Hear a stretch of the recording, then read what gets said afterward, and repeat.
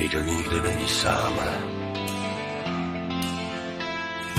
Nikdo není sám, záleží jakým úhlem se díváme na svět, či okolo sebe byť do svých myšlenek.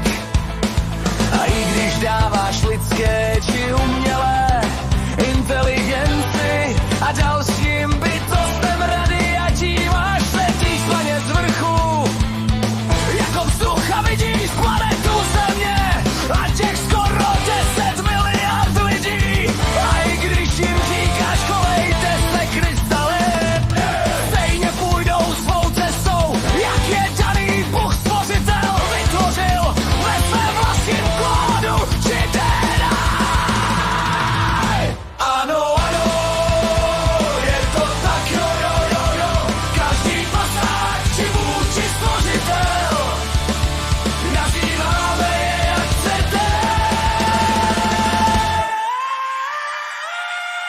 Udělaj vše, aby jejich ovce zůstala u svého kódu a je činera a hlavně svého stáda a nevyčívala.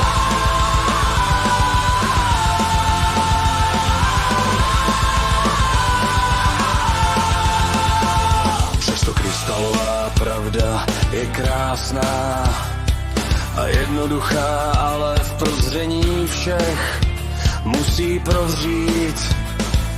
Alespoň jeden člověk, či bytost, aby zachránil vše a všechno v čisté